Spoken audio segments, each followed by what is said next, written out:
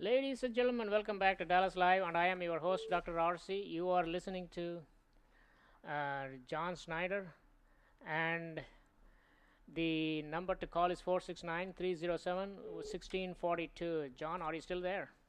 I'm still here, thanks. All right, very good. Let's see whether we have a caller coming in. Let's find out what kind of call we have. Just hold on. This is Dr. RC. You are on Dallas Live. Hello. Yes, sir. Yes, ma'am. Go ahead. What do you Hi. have? Hi. This is Cheryl at DHL. Oh, Cheryl. Okay, I'm sorry. I'm on the radio talk show right now. I thought there is a caller coming in on this. Can you call me back in 10 minutes?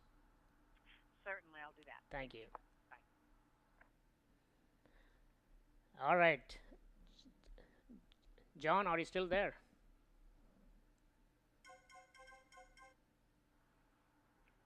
John, are you still there? I sure am. Yeah, well, ladies and gentlemen, apparently somebody got hold of this number from DHL and they were calling me to get some information. So, all right. So, well, John, it's not the call for us, huh? How disappointing. Well, that's a shame because I love to field calls. Yeah, I So would love to too myself. Okay, anyway, no problem. All right, the last portion of our segment, John. I know 45 minutes. 48 minutes already passed. I think we must be having a lot of fun with this. John, go ahead and the last portion. What I would like to talk to you about is what is the solution for this serious issue. um, sorry, I was having a little trouble hearing you on this end, but you were asking about what do we do to start to make inroads for change, things Yes, like that. exactly. That's exactly my question. Yes. Can you hear me? Yeah. Can you hear me now? Yes, you just got immensely louder and more audible. So thanks for that. Okay. I think that's the perfect way to wrap up this show because I think that there's probably a couple type of people that are listening. There's the parents that are listening and they're saying, how do I keep my kids safe? There's the person who's listening that's saying, I had no idea this was such a big issue. And they're starting to feel a little bit robbed by the media and the way that our culture has just made such a light thing of pornography. And then there's the person who's struggling and who's looking for a real answer. And so, I'd love to speak to all of those different people and all those equations. So, Doctor, I'll let you kind of direct us. Which of The, those three types of listeners do you want to talk about first? I want you to talk to each and every one of them. Let's start with the parents, and how they can control their children not getting into this addictive behavior. Yeah, I think that there's a couple things. There's the responsibility factor, which has to do with treating the symptoms and making sure that your kids are as safe as they can be. But then sooner or later, I think every parent also has to realize that their kid is going to be exposed to this in our culture in some way, shape, or form. I grew up in a home where we did have the responsibilities and where it wasn't accessible in our home. But then I would go to my friends' houses and their parents were not as responsible and things like this. And so there's no way for as a parent to really gauge those things. So I think that there's the double component. First, parents know the ways to keep your kids' devices safe. Whether it be their phone or their tablet or any web-ready device, it's probably got parental controls built into it. And if it doesn't, don't get that one for your kids. For the internet, I think definitely have a family filter. And there are even programs that'll record every user in the family's internet activity, and so you can review that as a family and things like that. And so knowing that those things are in place are great. Knowing how to keep your Blu-ray player from being able to access the internet freely, and knowing how to set the parental controls on the Xbox and all the video game systems. That's all parental responsibility. But then, do you have anything to add to that before I talk about, the next phase? Go ahead and talk to the next phase. Yes. So, the next phase then is how do you raise a child who is going to be the exception to the norm today? And Yeah, that's a very good point. How do I raise I have the same problem that I am facing right now. So let's talk about it. And I think it's something that every parent is going to struggle with. And we've got so much teaching in our ministry for parents, and it's all good. Check out mightymanministries.com for more, because there's more than we can cover for now. But there's I'm one thing just in showing to particular. I have this the first page of your John Snyder's Mighty Man press kit and ministries manual, the victory and freedom over lust, pornography, and sexual addiction. And I'm going to show this to our video audience. There it is, guys. Take a look at this. That's what we are talking about. This is now this particular one is available at where can they find it? What is the website address? It's www.mightymanministries.com. You can also go to mightymanmanual.com, mightymanministries.org. So pretty much however you key it in, it's going to get you there. So you can search for Mighty Man Ministries also on Google. And yeah, that's how I searched, and it came out pretty good, actually. Yeah. Now let's go ahead and show a picture of you to our audience, because it's also right there. Here he looks a good-looking man here, and there it is. All right. Okay, go ahead. So that I think the first thing that I would want to touch on for parents is, without realizing it, a lot of parents are actually in their efforts to curb sexual behavior, they're actually putting the things in the kid's heart that are giving them a predisposition to sexual behavior. And I started touching on one of them a little bit earlier, and that's shame. When a child realizes that they're not supposed to be attracted to something, and they realize that it's wrong, and yet they feel that draw, that compulsion to it. It creates a lot of confusion for the child that's sexually developing, who's hitting that pubescent stage. They've already got so many other questions, and what winds up happening is they get a shame-based sexual identity that says, my sexuality is bad because I'm attracted to things that I shouldn't be attracted to. So I think some advice that I would give to parents is to draw a dividing line, and that is able to say, yes, you are supposed to be attracted to sexual things because you have a sex drive. But just because you're attracted to something sexual doesn't mean you have to gratify every single whim and fancy that you have. And so parents need to train their kids so that they can feel good about their sexuality, so that they can say, okay, I have a sex drive. It is a driving force, make no mistake about it, but I also can control the choices and decisions I make.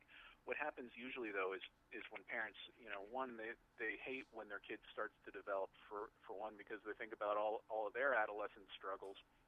But two, it scares the pants off of us as parents, when our kid starts to ask questions and things like this, or when they start to look at things that we don't want them looking at. And usually what happens with a parent is they say, don't look at that, that's bad, that's horrible, that's, perverted, how dare you look at something like that. And what you're actually doing, in a scenario like that, where yes, you want to set boundaries for your kids, what they can and can't look at and watch. But when a parent goes into control mode like that, without reinforcing the healthy aspects of their kid's sexuality, what happens is the baby goes out with the bathwater, and the kid develops shame about their sexuality. And if they feel like it's dirty, it's going to get dirtier.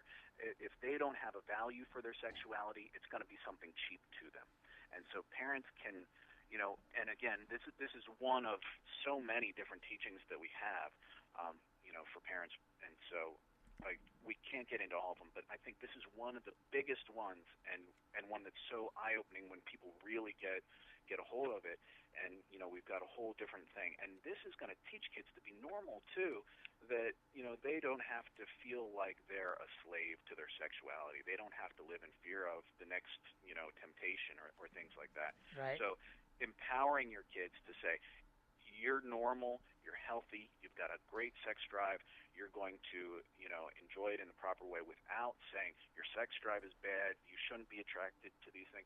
The reality is if you've got a sex drive, and all humans do, you should be attracted to sexual things.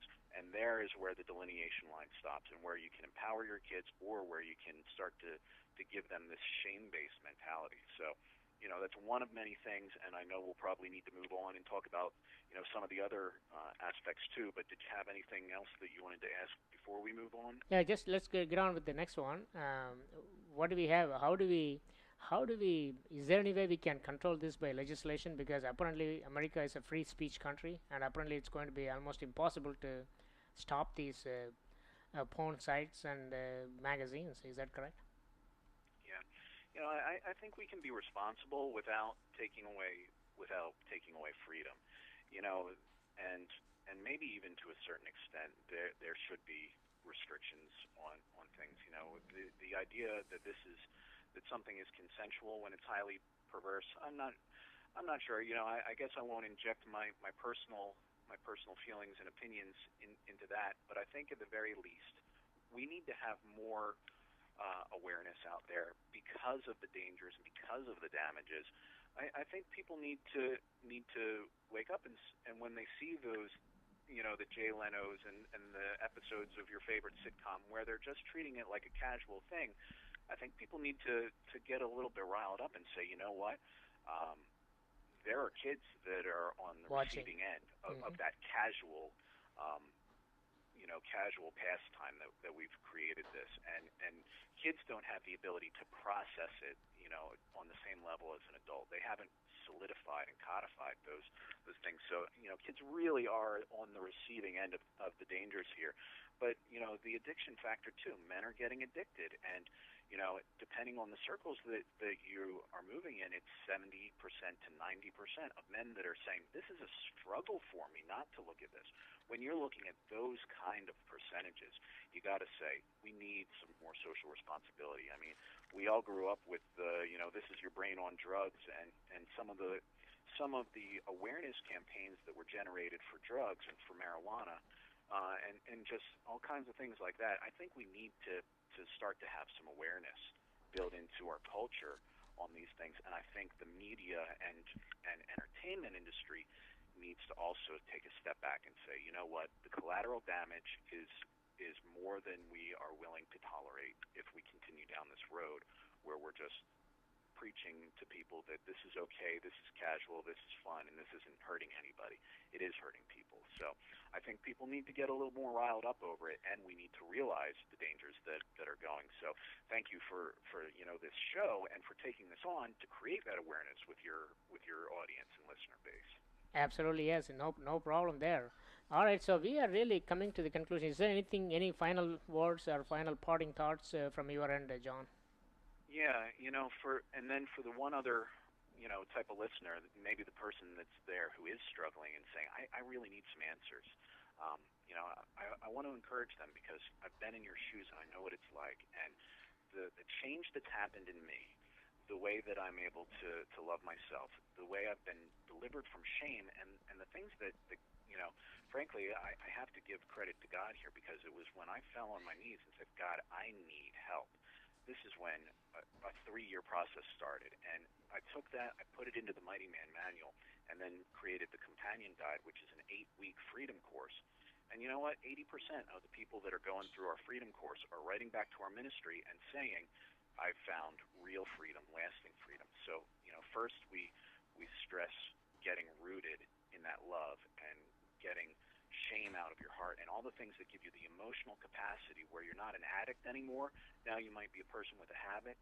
Then we deal with the habitual nature of it, and then we give you the tools for a life of freedom. Not like, the alcoholic that can never go into a bar again. I don't believe in just managing a problem. I believe in that there's real freedom that can be given to a person, and a lot of those same lessons then to a parent to take away that disposition in their kids as well. So to the struggling person, I say there's absolutely hope, and the Mighty Man Manual I think is not only a great guide, but I think it's one of the best out there. I don't know of anybody else that's having the kind of success that we are, and even with level 4, the highest level sex offenders. Where we just got a letter from a group up in Canada that's doing it, and they said we're having a revival here with our sex offenders, people that have been stuck since they were teens, in 8 weeks are getting free, and it's great. So I'm really happy and blessed that to be in this line of work now, taking what I've learned and that I've had, and then imparting them to other people. Very good. So basically, what you are telling the parents is accept your children's sexuality, but don't tell them it is perverse or perverted. That is very normal and common. But the way you are channeling them, and ask them to wait until they get older before they have any type of such activities. Correct? And there is absolutely no point for them to be having any access to any of this material online or offline. That's one point. And those who are suffering from this particular problem, Jon Snyder says he himself had this problem, so he would be the right man to talk to you. So if you want to reach him, you can go to his website, mightymanministries.com. Is that correct? Mighty Man. That's right. Yep, mightymanministries.com. Mightymanministries.com, and where you can find out through his church and his organization, you will be able to get a lasting freedom based upon what he is going to talk to you about. It's a very interesting website. You should check it out. So, John, looks like we have covered some basic grounds here. I would like to have you come back here and talk to us more about it, somewhat into a much more deeper level. Sure, It's a very, my very, pleasure. it will be a very critical subject, especially for parents and those who are suffering from it. I was thinking about when you were talking about this. You have to make a commitment. It's like a marriage. When you make a commitment to your wife to be married, of course, there is highly likely there are a lot of other beautiful women out there. So what do? You just go ahead and drop your wife off and go on with them? No, it doesn't work like that. So in other words, what do? You don't get into a situation where you are going to be alone with any of the other women in an inappropriate situation, correct? So you avoid all those. Okay. Similarly, you get to avoid porn, right? That's as simple as that. When you make a commitment to your wife, you also have to make a commitment that you are not going to look at other women either in paper or in real life or in online. That's it. Yeah. Okay, so that if you make that commitment, I think that will make your life easier. There will be less divorce and a more happier life. So, John, thank you so much for joining us. It's my pleasure. Thanks so much for having me, and look forward to maybe going deeper next time and giving some people some more tools. Absolutely, yes. Ladies and gentlemen, you are listening to Dallas Live. I am your host, Dr. RC, and we will say goodbye to Jon Snyder for now, and we will be right back. John, stay on the line. Again.